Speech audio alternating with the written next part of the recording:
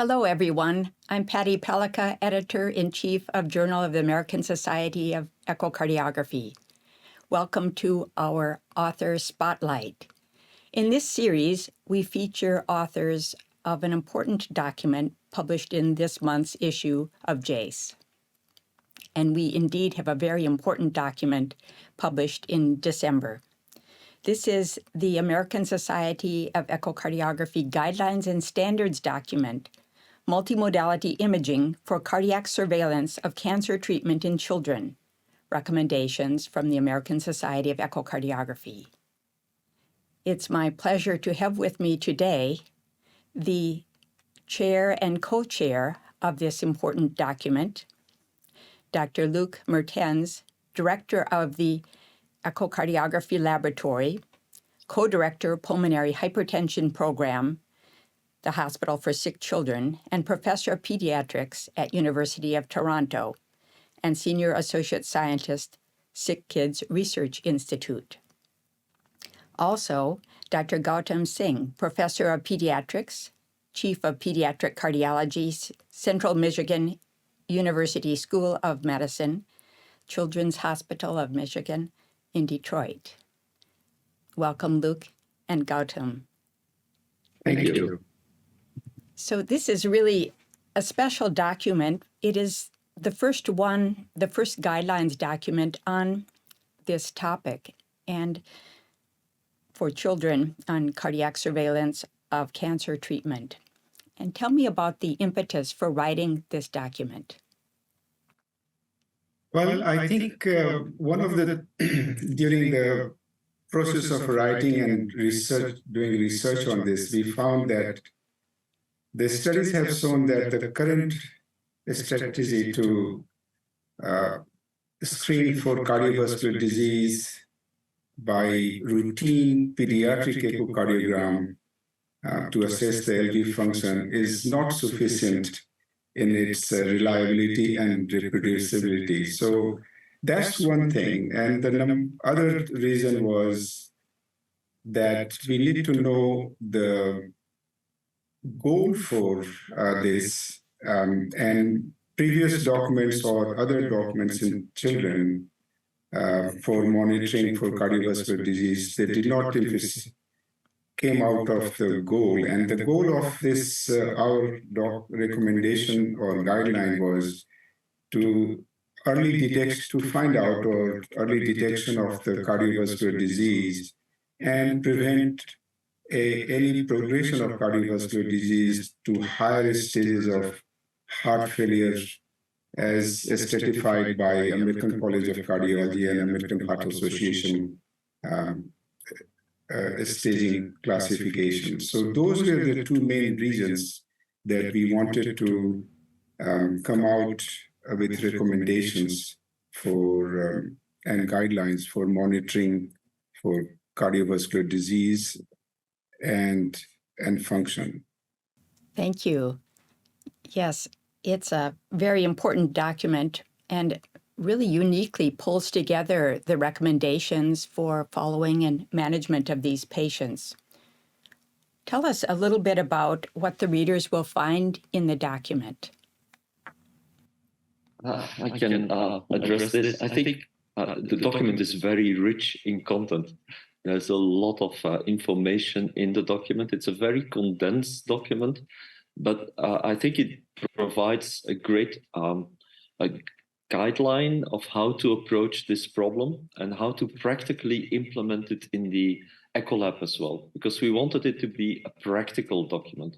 We also wanted to provide some direction on what to do with the results and how to interpret some of the results more importantly.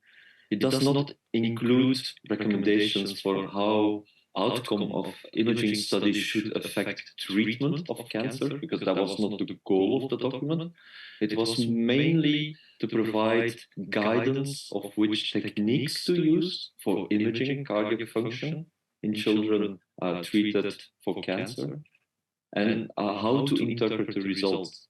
So if you go through the document, you will find a logical approach, I would say, to how to use the different imaging techniques in clinical practice. We provide in the beginning of the document some information on how treatment therapies affect cardiovascular function in general. And if you look at figure 1, we put together a beautiful table, I think, summarizing the effect of the different therapies on cardiovascular function, both vascular as well as cardiac function in general. And there's still a lot of unknowns, especially regarding the more novel cancer treatments. Definitely, and we'll come back to that probably later. More information is needed on some of the novel therapies and how they affect cardiac function, especially in children. The second part of the document focuses more specifically on which echocardiographic techniques to use in clinical practice. And I think if I highlight some of this summarizes somehow how to use. If I want to highlight some of the important messages and changes compared to previous documents, I think there are two important components. One component is we give some real guidance of which technique to use. And what we wanted to do is to clearly define which we consider as a panel the best echocardiographic technique to assess cardiac function right now in children exposed to cancer. We came to a consensus that using M mode is definitely not the way to go. And more consistent with the adult recommendation, we recommend a two-dimensional technique like biplane Simpsons or the area length method, whatever the preference is, as long as it's well standardized in an echocardiographic laboratory to ejection fraction. We went for ejection fraction because it's the most validated technique for outcome definition and definition of cardiac function, cardiac pump function. And here you see in table in those tables, they provide information on how to interpret as well the results of those measurements. We also wanted to include some of the novel echocardiographic measurements. So we recommend using strain as well in the evaluation. But since the scientific evidence for using strain to predict our outcomes is still pretty limited, we were cautious in making it a mandatory recommendation. So it's a highly recommended technique. So if I look at those, if you look at those tables, we propose some guidelines of where we consider the results of a test to be abnormal, and then it's up to kind of the treating team to make decisions on how that should affect therapy. So that summarizes a bit what the document does. A third component is the addition of additional imaging techniques like MRI and CT, but we still go for echocardiography as the main technology with the use of MRI and CT as adjunct imaging techniques. I hope that kind of summarizes the main content of the document. Yes, I think the figures and the flowcharts are really excellent, illustrating how to approach a patient that's beginning treatment as well as the follow-up after treatment. I would just add one thing over there or just two things. We were very deliberate in pointing out that a shortening fraction for LV function should not be used. Steinhaus and his group, when he published the consensus paper in late 90s, that has been the practice throughout everywhere in oncology world and is still in practice. And we have pointed out very clearly that this mode echocardiographic tool should not be used. It's not reliable. Number two, we took out the changes that predicts significant deterioration in function. For example, LV ejection fraction decreased by 10%. There is no data, at least in pediatric, for us to say that a 10% decrease is really a showing a detrimental effect. So instead of that, as Luc pointed out, we went by this recommendation, as you can see in the flow diagram, LV ejection fraction 55% and above is normal, 50 to 55% is borderline, and less than 50% is certainly abnormal. And that actually provides a clear-cut distinction of about LV function status. So those were two of the things that we were very deliberate about pointing out. I know you're both experts in this subject, but was there anything that you learned, anything unexpected that you came across when you were doing the deep dive into the literature on this subject? A lot of surprises always come up when you dig deep, Patty. I think I was kind of surprised by the lack of data we still have to really scientifically underbuild the guidelines.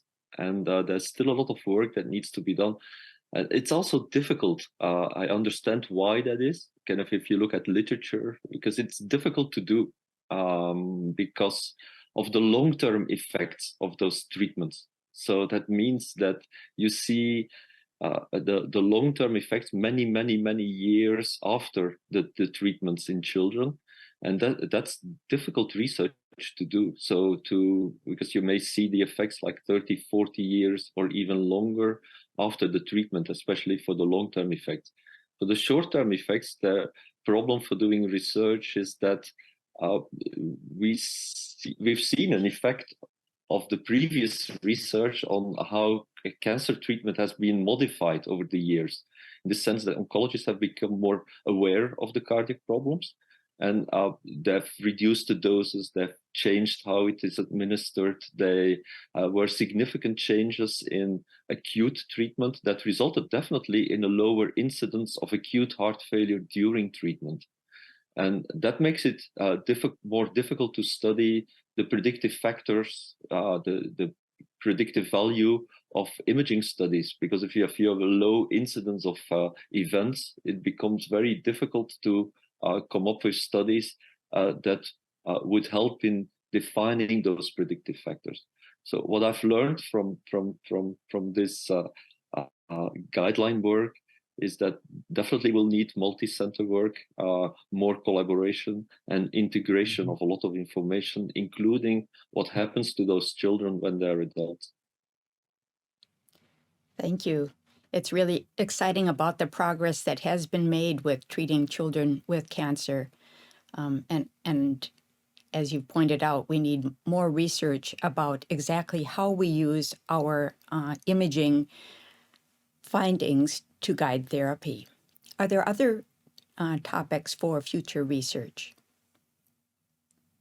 Yeah, I think one of the things that both Luc and myself were discussing is that need for multidimensional research and make the research in a way that it leads to individualization of risk stratification and provide the opportunity for precision medicine practice, because no one patient or child is same as the other one, with different genetic makeup and different environmental factors and all those things. So there is a role for research in using genomic, epigenetic,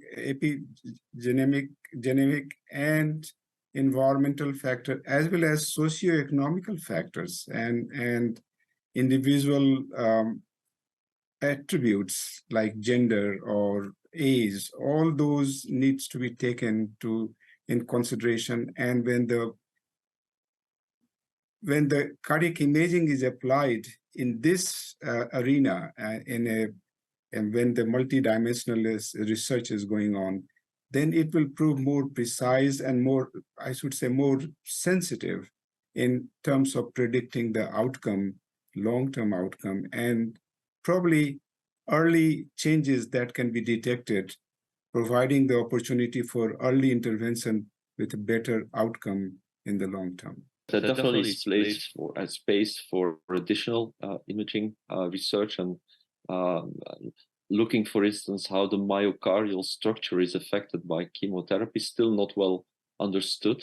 There still are quite a lot of limitations in the current imaging techniques we have.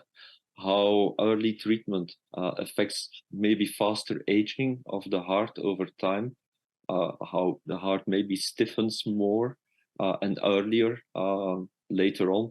There's some opportunities for novel imaging techniques, including like ultra-fast imaging, ultrasound, to look at myocardial stiffness, for instance, over time.